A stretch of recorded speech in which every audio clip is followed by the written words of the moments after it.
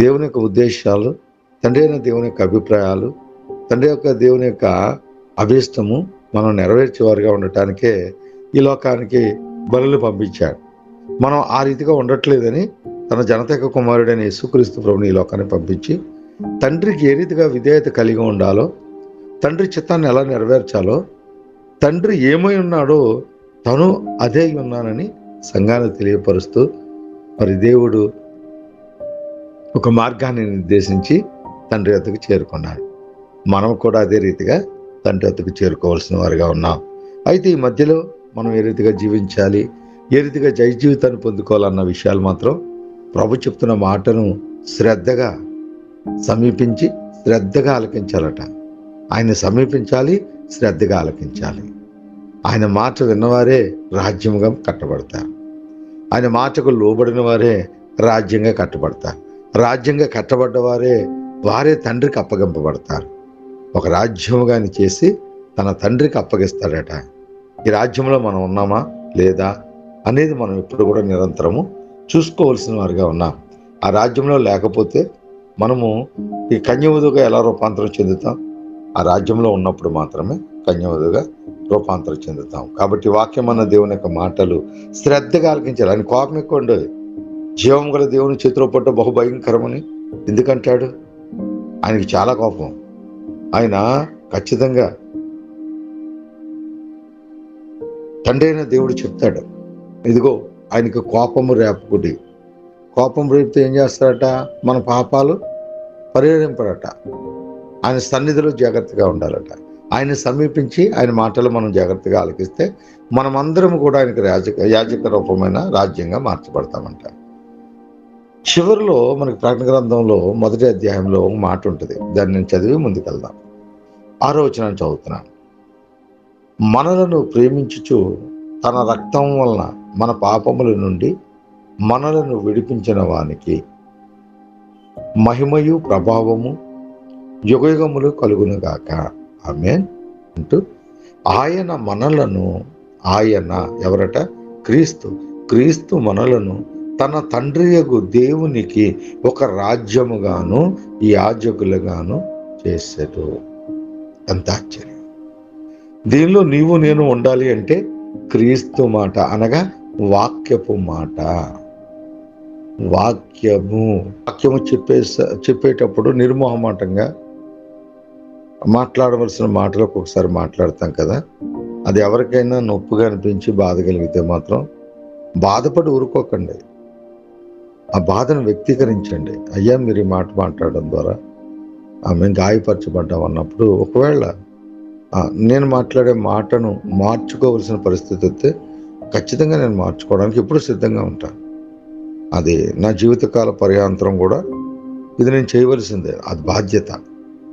ఎందుకంటే ఎవరైనా నేను చేస్తున్నది తప్పు అని చెప్పినప్పుడు అది నిజమైతే వెంటనే మార్చుకోవాల్సిన బాధ్యత నాకే కాదు, మీకే కాదు, ప్రతి ఒక్కరికి, దేవునితో అంటగట్టబడిన ప్రతి ఒక్కరికి ఇది వర్తిస్తుంది. అది మీకు కూడా. కాబట్టి ఒకరినొకరు హెచ్చరించుకోవటంలో, ఒకరినొకరు గద్దించుకోవటంలో, ఒకరికొకరు బుద్ధి చెప్పుకోవటంలో మనం ఎప్పుడూ సిద్ధంగా ఉండాలి. దాన్ని తప్పుగా బాధగా తీసుకోవడం వీలుగా. అలాగే వాక్యంలో కూడా కొన్నిసార్లు చాలా సూటిగా ఉంటుంది. వాళ్ళ అటువంటి మాటలే రాబోతాయి. ఎవరు కూడా నొచ్చుకోవడానికి వీలు కాదు. అర్థం కాకపోతే అడగండి. ఆ రీతిగా ముందుకు మనం వెళదాం, అందరం కలిసి వెళదాం. ఉంటే అయ్యగారు ఇలా ఉంది, మీరు అలా మాట్లాడారు, మేము ఈ విశ్వాసంలో ఉన్నాం, మేము ఈ నమ్మకాల్లో ఉన్నాం, మరి మా నమ్మకాన్ని మీరు ఇబ్బంది పెట్టారు కాబట్టి ఇది కాదు అని అడిగినప్పుడు అది ఎటువంటి విశ్వాసమో, ఎటువంటి నమ్మకమో, ఎటువంటి అపనమ్మకమో, ఇవన్నీ నేను మీకు తెలియపరచబడిన ప్రతి విషయాన్ని నివృత్తి చేయడానికి నేను ఎప్పుడు సిద్ధంగా ఉంటాను. ఆ సమయం ఈ సమయం అని లేదు. ఎప్పుడు ఫోన్ చేసినా, ఎప్పుడు అడిగినా నేను సిద్ధంగా ఉంటాను. ఈ విషయాలు బిడ్డలందరూ గుర్తుపెట్టుకోండి. ఇంతవరకు అటువంటి పరిస్థితి కూడా రాలేదు, ఎప్పుడూ రాదు. కానీ నా జాగ్రత్తలు నేను ఉండాలి. అలాగే మీరు కూడా బెరియా సంఘస్థుల వలె నేను చెప్పిన మాటలు అవి తేటగా ఉన్నాయా, అది మీకు జీవాన్ని ఇస్తున్నాయా లేదా అన్న విషయాన్ని కూడా మీరు పరిశీలించుకోవాలి.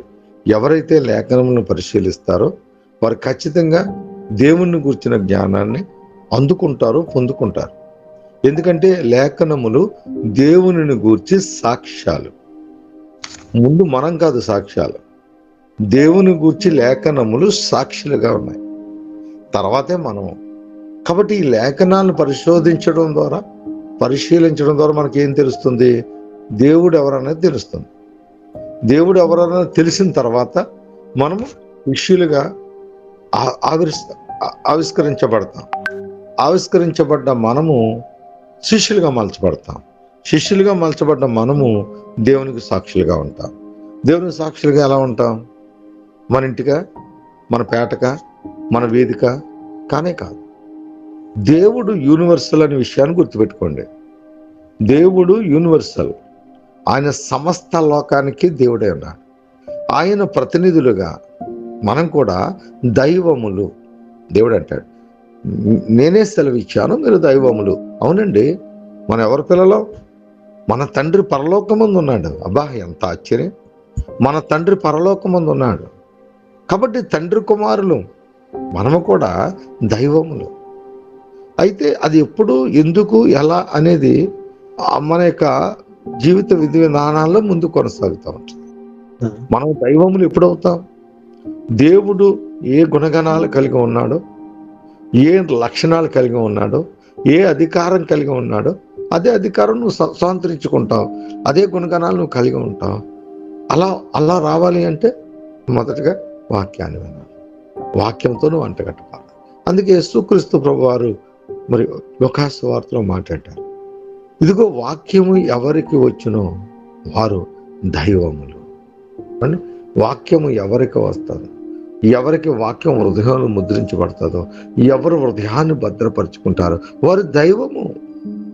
ఆ దైవములు ఎలా రీతిగా ఉంటారో ఈరోజు మనం మాట్లాడుకుందాం. దేవుడు భద్రం చేసే విషయంలో చాలా పర్ఫెక్ట్గా ప్రతి విషయాన్ని కూడా తెలియపరుస్తూ వచ్చారు.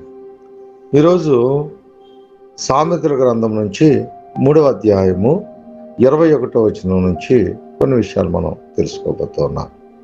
నా కుమారుడా, లెస్సైన జ్ఞానమును వివేచనను భద్రము చేసుకునుము, వాటిని నీ కన్నుల ఎదుటి నుండి తొలగిపోనీయకము.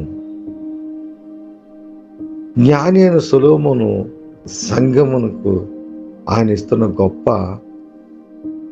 సూచన అనుకోవచ్చు, లేదా విజ్ఞాపన అనుకోవచ్చు, హెచ్చరిక అనుకోవచ్చు. ఏదైనప్పటికీ మనము ఆ లేఖనాన్ని తీసుకుని మన హృదయంలో పెట్టుకుని, ఇదిగో నిరంతరము మన కళ్ళ ఎదుటే ఉండాలట. ఆయన మనం ఎలా బ్రతకాలో, ఎలాగ వాక్యం పట్ల వైఖరి ఏ రీతిగా ఉండాలో ఒక చక్కని సూచన, ఒక చక్కని విధానంలో మనల్ని నడిపిస్తూ ఉన్నాడు. సంఘము యావత్తుని కూడా మనం ఆ విషయాల్లో ఇది నాది అనుకోవాలి. కానీ మనం ఏం చేస్తామంటే, నాలో ఏ లోపం లేదు కదా, నేనంతా కూడా పర్ఫెక్ట్గా, ఆల్ రైట్గా, చాలా దేవునికి తగినట్లుగా జీవిస్తున్నానని చెప్పి మన యొక్క హృదయ తలంపులు అలా ఉంటాయి. అందుకే అదే జ్ఞాని అయిన సొలొమోను అంటాడు, ఒకని ఎదుట యథార్థమైన మార్గము కలదు. ఒకని ఎదుట యథార్థమైన మార్గము కలదు. అది యథార్థమైనదే.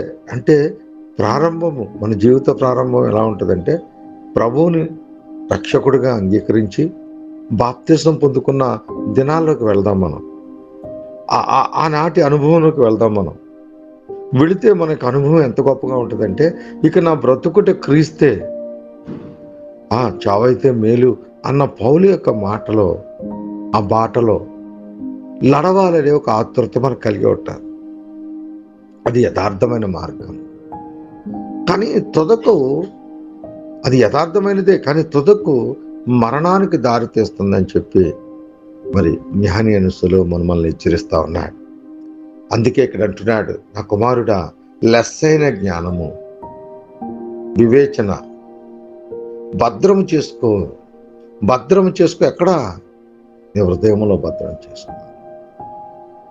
ఈరోజు వాక్యం పట్ల నీ యొక్క ఆలోచన ఎలా ఉందో ఈరోజు దేవుడు సూటిగా నీతోనే మాట్లాడుతున్నాడు.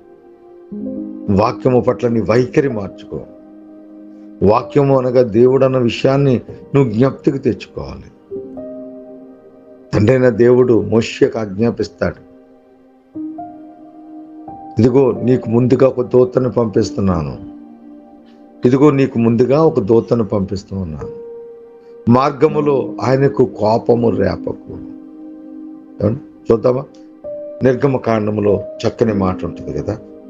నిర్గమకాండము 23వ అధ్యాయము 20 నుంచి చదువుతున్నాను. ఇదిగో త్రోవలో నిన్ను కాపాడి నేను సిద్ధపరిచిన చోటుకు నిన్ను రప్పించుటకు ఒక దూతను నీకు ముందుగా పంపుచున్నాను. ఇది చాలా ప్రతి వ్యక్తికి శ్రేష్టమైన మాట.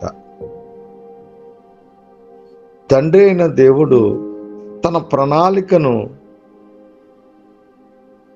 అల్టిమేట్గా నిర్గమకాండంలోనే, ఆనాటి ఇజ్రాయేలు ప్రజలకు విమోచనలోనే, కొత్త నిబంధన విషయాలు కూడా అక్కడ తెలియపరుస్తున్నాడు. ఆనాడు ఇజ్రాయేలు ప్రజల కోసం కాదు కానీ ఈనాడు నువ్వు నేనే దీనిని ఎలా అర్థం చేసుకోవాలి? మనము నేనే మార్గమును సత్యమును జీవమును అయ్యున్నా వాక్యమైన దేవుని యొక్క త్రోవలో నడవాలి. ఆ త్రోవంతా మనల్ని కాపాడి తండ్రి అయిన దేవుడట సిద్ధపరిచాడట ఒక స్థలము. అదే మాట కదా యోహాను సువార్త 13వ అధ్యాయము చివరి మాటల్లో కూడా ఇదే విషయాన్ని యేసుక్రీస్తు ప్రభువారు మరలా ఉటంకిస్తూ మాట్లాడతారు. మనం ఆలోచన చేస్తే దేవుడు మనల్ని ఎంతగా ప్రేమిస్తున్నాడో, దేవుడు మన పట్ల ఎంత గొప్ప వైఖరిని కలిగి ఉన్నాడో మనకు అర్థమవుతుంది.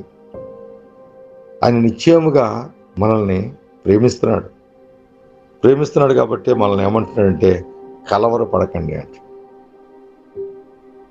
14వ అధ్యాయం 1వ వచనం చదువుతున్నాను. మీ హృదయమును కలవరపడనీయకుడి, దేవుని యందు విశ్వాసముంచు, ఆయన యందు విశ్వాసముంచుడి. నా తండ్రి ఇంట అనేక నివాసములు కలవు, లేని యెడల మీరు మీతో చెప్పుదును, మీకు స్థలము సిద్ధపరచు వెళ్ళుచున్నాను.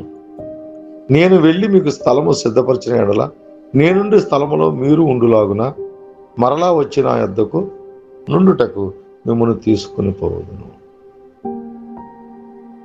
ఏమండి?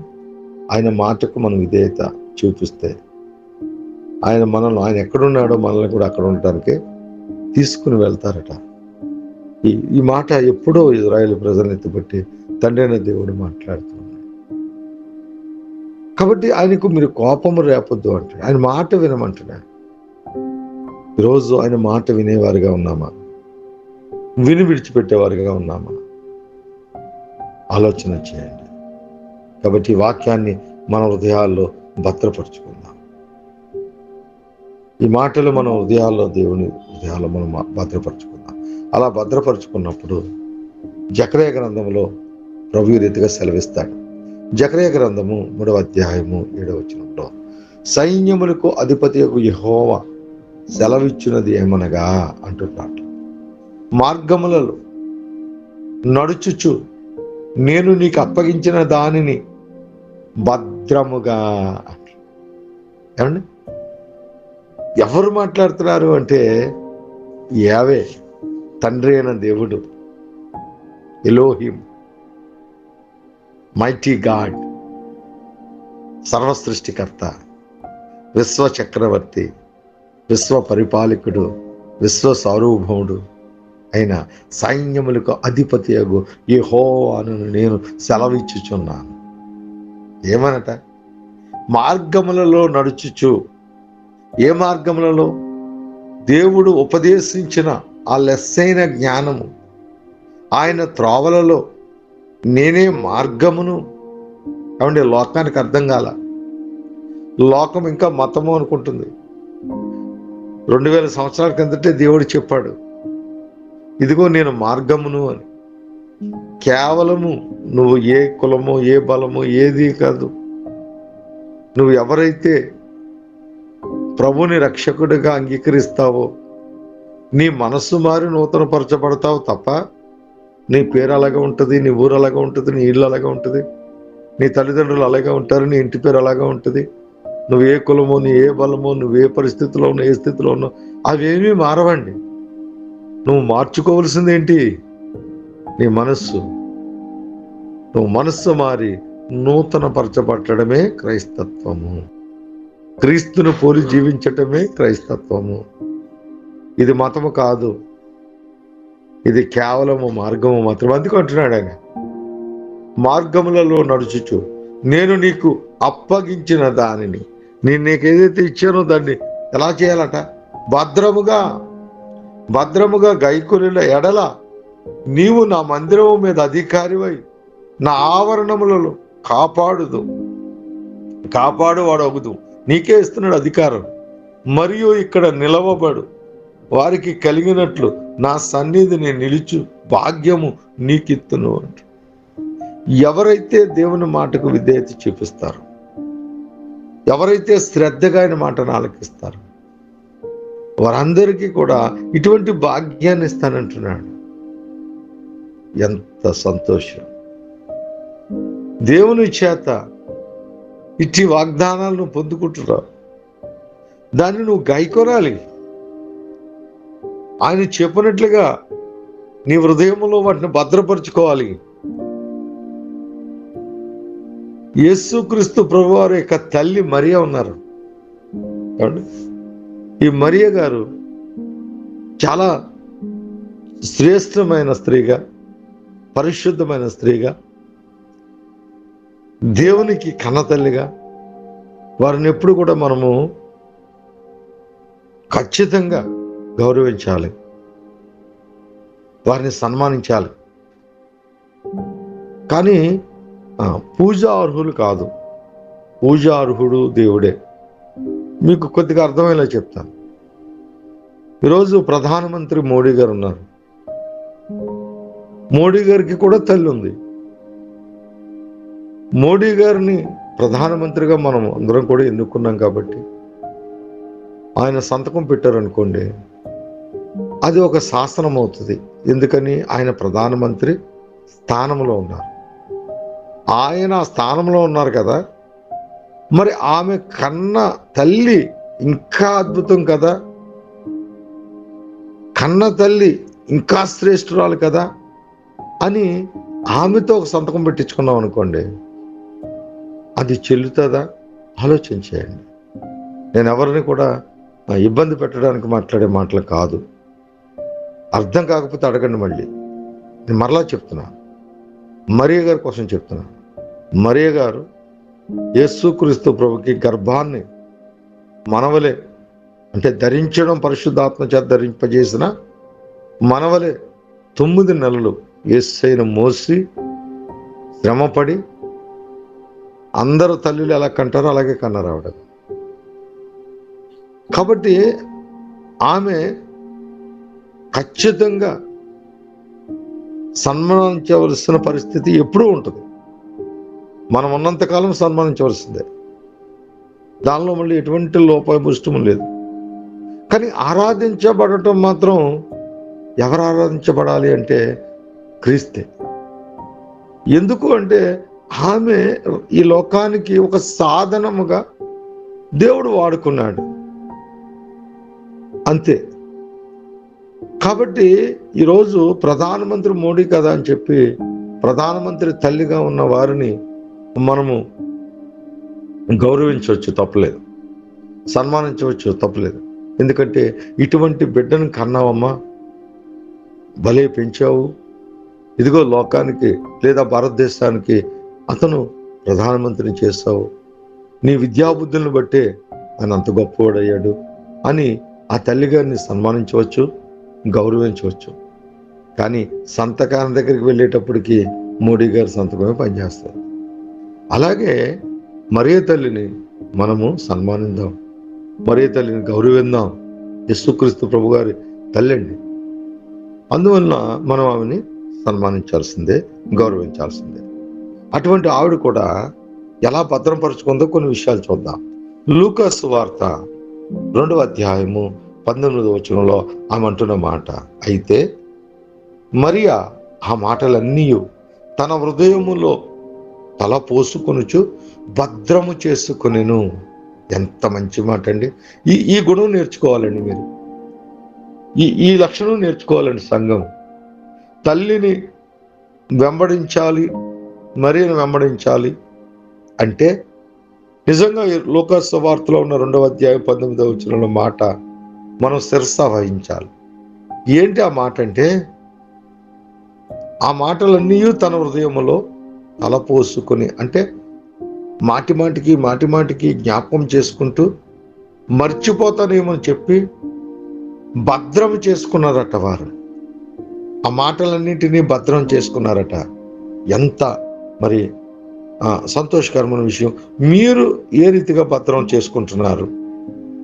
మరి తల్లిగారే, యేసుక్రీస్తు ప్రభువారి యొక్క తల్లిగారే ఆయన గురించిన మాటలను హృదయములో పెట్టుకుని ఆ మాటలను ఎక్కడైనా మర్చిపోతానేమో అన్నట్లుగా మాటిమాటికి తలపోసుకుంటూ ఆమె ఆ హృదయం నుంచి పోకుండా భద్రపరుచుకున్నారట.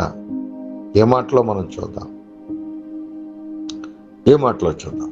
చూడండి, నేను ముందు నుంచి చదువుతున్నాను. 16వ వచనం చదువుతున్నాను. లూకా సువార్త 2వ అధ్యాయం. త్వరగా వెళ్ళి మరియను యేసేపును తొట్టులో పండుకొని ఉన్న శిశువును చూసిరి. ఎవరు? గొల్లల కోసం మాట్లాడుతున్నారు. వారు చూసి ఈ శిశువును గూర్చి తమతో చెప్పబడిన మాటలు ప్రచురము చేసిరి. సువార్త ఏవైతే దేవదూతలు ఆ యొక్క గొర్రెలు కాసుకుంటున్న, ఆ గొర్రెల మంద మేపుకుంటున్న ఆ గొర్రెల కాపరులకు ప్రత్యక్షమై ఆయన గూర్చిన మాటలు తెలియపరిచారో ఆ మాటలను తీసుకొచ్చి ఎక్కడ చెప్తున్నారు? సృష్టికర్త అయిన దేవుని కని ఉన్న మరియమ్మకు వారు తెలియపరుస్తూ ఉన్నారు. చూడండి, వారు చూసి ఈ శిశువును గూర్చి తమతో చెప్పబడిన మాటలు ప్రచురము చేసిరి. గొర్రెల కాపరులు తమతో చెప్పిన సంగతులు గూర్చి విన్న వారందరూ మిక్కిలి ఆశ్చర్యపడిరి. ప్రజలందరూ కూడా ఆశ్చర్యపోయారు. అయితే చూడండి ఎంత డిఫరెన్స్ ఉందో చూడండి. విన్నవాళ్ళు ఆశ్చర్యపోయారు. ఆ మాటలే తల్లిగారు కూడా వెళ్ళారు. తల్లిగారు ఎలా ఆలోచిస్తున్నారు చూడండి. అయితే మరియా ఆ మాటలన్నీ తన హృదయములో తలపోసుకొనుచు భద్రము చేసు. నా ప్రియమైన దేవుని పిల్లలారా, మరియ గారి యొక్క మనస్సు మీకుందా? రాత్రికాల సమయంలో ప్రభు నిన్ను అడుగుతున్నాడు. మరియ గారి తల్లి అయిన యేసుక్రీస్తు ప్రభువారి యొక్క తల్లి అయిన మరియకున్న ఆ యొక్క గుణగణాలు నీకున్నాయా? ఆయన కుమారుడు, ఆమె కుమారుడేగా, ఆమె గర్భవసానగా పుట్టాడు. ఆమె కుమారుడు గూర్చిన సంగతులు ఆమె తలపోసుకుంటూ అవి ఎక్కడికైనా విడిచిపెడతానేమో అని చెప్పి భద్రం చేసుకుంటున్నారట. ఇలాంటి మనస్సు నువ్వు కలిగి ఉన్నావా? ఈ రాత్రికాల సమయంలో నిన్ను నువ్వే ప్రశ్నించుకో. అదే లూకా సువార్త 2వ అధ్యాయంలోనూ 51వ వచనాన్ని కూడా చదువుతున్నాను. అంతటా ఆయన వారితో కూడా బయలుదేరి నజరేతునకు వచ్చి వారికి లోబడి ఉండెను. ఆయన తల్లి ఈ సంగతులన్నిటినీ తమ హృదయములో భద్రము చేసుకొనెను. ప్రతి విషయాన్ని ఆమె భద్రం చేసుకోవడమే. తన కుమారుడు గురించి ఎవరు ఏది చెప్పినా, తన కుమారుడు గురించి ఏ విషయాలు, ఏ సంగతులు తెలిసినా వాటన్నిటినీ హృదయములో తలపోసుకుంటూ భద్రము చేసుకుంటుంది. ఆ తల్లిని పోలి జీవించుదాం. తల్లికి కలిగి ఉన్న మనస్సును ఈ రాత్రికాల సమయంలో మనము కూడా కలిగి ఉందాం. మనం ఎలా ఉంటాం తెలుసా? విని విడిచిపెట్టేవారుగా ఉంటాం. తలపోసుకోవడం అంటే నెవర వేసుకోవటం. ఏ రోజైనా వాక్యాన్ని నెవర వేసే కుమారుడిగా, కుమార్తెగా ఉన్నారా నా ప్రియులారా? ఉంటే మీ అందరికీ ముందు వందనాలు. అలా ఉండడానికి దేవుడు మీకు ఇచ్చిన యోగ్యతను బట్టి దేవాది దేవునికి కృతజ్ఞతాస్తుతులు చెల్లిస్తారు. కాబట్టి ప్రతి ఒక్కరు కూడా వాక్యాన్ని నెవరు వేసుకునే వారిగా ఉండాలి. అవి జీవపు ఓటలండి. దేవుని మాటలు జీవము. ఈ పరిశుద్ధ గ్రంథాన్ని మనం ఎలా చూడాలో తెలుసా? ఈ పవిత్ర గ్రంథాన్ని మనం ఎలా చూడాలో తెలుసా? 66 గ్రంథాలు, 66 జీవనదులుగా మనం అనుకోవాలి. నీవు ఆ జీవనదుల వారన నాటబడిన మొక్క, చెట్టువు. నీవు నిరంతరము ఆ జీవజలము నీ యొద్ద నుంచి ప్రవహిస్తూ ఉంది. నువ్వు ఆ నీటిని ఆస్వాదిస్తూ నువ్వు ఫలిస్తూ ఉన్నావు. నువ్వు నిశ్చయముగా ఆకు వాడని వాడివి. ఆకు వాడక తగిన ఫలమందు, తగిన కాలమందు, తగిన సమయమందు ఫలమిచ్చే చెట్టు నీవు. దేవుని చేతిలో ఫలించాలి. అలా ఫలించాలి అంటే మొదటగా వాక్యాన్ని తల్లి అయిన మరియ వలె సృష్టికర్త అయిన దేవుణ్ణి మోసింది. ఆవిడే కూడా ఆ ప్రభు మాటలను, ప్రభువుని గూర్చిన సంగతులను తలపోసుకుంటూ నెవర వేస్తూ తమ హృదయం నుంచి బయటకు పోతాయేమని చెప్పి వాటిని భద్రముగా కాచుకుంటుంది. నిజంగా నీవు తల్లిని సన్మానించేవాడు అయితే, నువ్వు తల్లిని రోల్ మోడల్గా తీసుకున్నవాడు అయితే నీ జీవితం ఎలా ఉండాలి? నీ జీవితం రాత్రికాల సమయంలో ఒక తీర్మానం చేసుకుని ఒక్క మాట, తల్లిని పూజించడం కాదు, తల్లిని ఆరాధించడం కాదు, తల్లి వలె యేసు క్రీస్తు ప్రభుకి తల్లిగా ఉన్న మరియ వలె నీవు కూడా నిరంతరము వాక్యాన్ని హృదయంలో ఉంచుకుందువు కాక.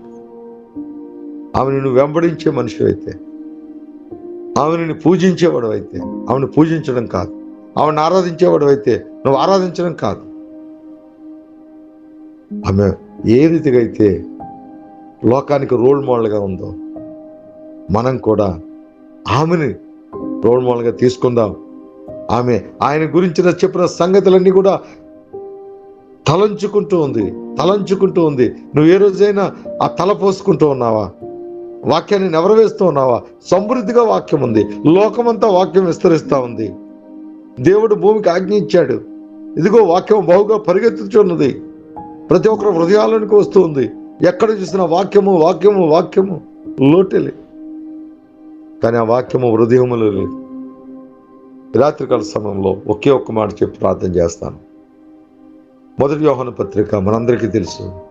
మొదటి యోహాను పత్రిక 5వ అధ్యాయం 17వ వచనంలో ఒక అద్భుతమైన మాట ఉంది. దేవుని మూలముగా పుట్టి ఉన్న వాడెవడును పాపము చేయడని ఎరుగుదుము. దేవుని మూలముగా పుట్టినవాడు, ఇది చాలా ప్రాముఖ్యమైన మాట అండి. దేవుడు భద్రం చేస్తాడని, దేవుడే కాపాడుతాడని, దేవుడే చూసుకుంటాడని మరి అమాయకపు మాటలు వద్దు. మనకి సత్యవాక్యం కావాలి. మనకి ఇక్కడ ఒక సత్యాన్ని తెలియపరుస్తూ ఉన్నాడు. దేవుడు గుణగణాలను కలిగి ఉండాలి. యేసుక్రీస్తు ప్రభువారు ఛాలెంజింగ్గా చెప్పారు, ఇదిగో నేను జీవము కలిగిన వాడు. నా తండ్రి ఏ రీతిగా అయితే జీవము కలిగిన వాడో నేను జీవము కలిగిన వాడిని అని చెప్పాడు. నువ్వు ఆ తండ్రి కుమారుడివే కదా, ఆ జ్యేష్ఠుడైన యేసుక్రీస్తు ప్రభు సహోదరుడివే కదా, నువ్వు జీవము కలిగిన వాడే కదా. ఇదిగో నువ్వు నిజంగా జీవం కలిగిన వాడైతే ఈ మాట విను. దేవుని మూలముగా పుట్టి ఉన్నవాడు ఎవడును పాపము చేయడని ఎరుగుదుము. ఛాలెంజ్ చేశాడు యేసుక్రీస్తు ప్రభు. నాలో పాపం ఉన్నదని ఎవడైనా స్థాపించగలడా అన్నాడు. నాలో పాపం ఉన్నదని ఎవడైనా స్థాపించగలడా అని ప్రశ్నించాడు. దేవుని మూలముగా పుట్టినవాడు తన్ను, ఇది గుర్తుపెట్టుకోండి, రౌండ్ చేసుకోండి. తన్ను అంటే నిన్ను నువ్వే భద్రము చేసుకొనును. ఎవరో చేరండి, నిన్ను నువ్వే భద్రము. దేనితో భద్రం చేసుకోవాలి? దేవుని వాక్యముతో నిన్ను నువ్వే భద్రము చేసుకో. గనుక దుష్టుడు వానిని, ఎవరైతే వాక్యముతో భద్రము చేయబడతారో వానిని ముట్టడు. ఇదండి భద్రము చేయటము. ఎందుకు భద్రము చేయబడింది భూమి అంటే, ఇదిగో వాడు పాడు చేస్తాడు, వాడు దొంగ, ఆది నుంచి నరహంతకుడు, వాడు ఆది నుంచి అబద్ధికుడు, వాడు ఆది నుంచి దొంగ, వాడు దోచుకోవడానికి, నాశనం చేయడానికి, హత్య చేయడానికి వస్తాడు. కాబట్టి దేవుడు ప్రతిదాన్ని ప్రొడక్ట్ చేస్తాడు. భూమిని ప్రొడక్ట్ చేస్తాడు, సర్వ సృష్టిని ప్రొడక్ట్ చేస్తాడు. నిన్ను మొట్టమొదటిగా జగత్ పునాది వేయబడక మునిపే నిన్ను క్రీస్తులో ప్రొడక్ట్ చేశాడు, నిన్ను భద్రపరిచాడు. ఇప్పుడేమంటున్నాడు, నువ్వు నా అంతటి వాడు అయ్యావు కదా, నేను అన్నీ నేర్పించాను కదా, నా బలాన్ని, నా శక్తిని నీకు ఇచ్చేసాను కదా, నా మహిమనంతా నీకు ఇచ్చేసాను కదా. క్రీస్తు అదే అంటున్నాడు కదా, నా తండ్రి యందు మీరు విశ్వాసం ఉంచితే నాకంటే గొప్ప కార్యాలు చేస్తానని చెప్పాడు. మీరు దైవములని నేనే సెలవిస్తున్నాను అన్నాడు. వాక్యం ఎవరికి వచ్చినా వారే దైవములు అన్నాడు. ఇదిగో నేను ఒక్కడనే, నేను దేవుని కుమారుని అంటే మీరు నన్ను రాడిచి కొడుతున్నారు కదా, నేను ఒక్కడే కాదు, సర్వసమాజానికి ఎంత గొప్పగా చెప్పాడు చూడండి. నేను ఒక్కడనే దైవములు అనుకుంటున్నారా? నేను ఒక్కడనే దేవుని కుమారుడు అనుకుంటారు, కానీ కాదు. వాక్యం ఎవరికి వచ్చినా వారందరూ దైవంలే అని నేను అన్నందుకు మీరు నన్ను కొడుతున్నారు, మీరు నన్ను చంపుతున్నారు. ఇది నా మాట కాదు, ప్రవక్త ఏనాడో చెప్పాడు కదా. మీరు ధర్మశాస్త్రం మీరు చదవలేదా అని సంఘాన్ని ప్రశ్నిస్తూ ఉన్నాడు. కాబట్టి ప్రియమైన దేవుని పిల్లలారా, నిశ్చయంగా ఈ రాత్రికాల సమయంలో మనం ధన్యులం. తన్ను తానే భద్రపరుచుకోవాలి. దేనితో అంటే వాక్యముతో. వాక్యం మనకు కొదవా? వాక్యం మనతో ఉంది, మనలో ఉంది, మన నోటనుంది, మన యొద్దే ఉంది, మన హృదయంలో ఉంది. ఆ వాక్యంతో మనం భద్రపరుచుకుంటే దుష్టుడు మనల్ని ముట్టడట, దుష్టుడు మనం ముట్టడట. ఆ రీతిగా మనమందరము కూడా దేవుని యందు బలపరచబడి, ఇదిగో దేవుని చేత మీరు దైవములు అనిపించుకునే ఒక గొప్ప ఆధిక్యతలోనికి నిశ్చయంగా మనం అందరము నడిపింపబడుతుము గాక. ఆమేన్. ప్రార్థన చేసుకుందాం. మహోన్నతుడా, మహాకృప కలిగిన తండ్రి, దయగల రాజా, ఎంతవరకు ప్రభు చెప్పబడిన మాటలు బిడ్డల యొక్క హృదయాల్లో ముద్రింపబడి నిశ్చయముగా ప్రభు బిడ్డలందరూ నా తండ్రి వాక్యముతో నాయన కట్టబడి నీ వాక్యము చేత భద్రము చేయబడిన బిడ్డల వలె మరి వెలుగుందే గొప్ప యోగ్యతను ఆయన కుటుంబాలకు, బిడ్డలకు, వారికి వ్యక్తిగత ఆత్మీయతకు అనుగ్రహిస్తారని ఆయన తద్వారా బిడ్డల ద్వారా, బిడ్డల యొక్క కుటుంబాల ద్వారా ఘనతీయ మహిమ ప్రభావాలు మీరు పొందుకుని తద్వారా దైవాశీర్వాదాన్ని బిడ్డలందరి మీద కుమరింప చేస్తారు. యేసు పరిశుద్ధ నామములో ప్రార్థనా విజ్ఞాపన అడిగి వేడుకుని పొందుకుని నమ్మ పరమ తండ్రి. ఆమేన్.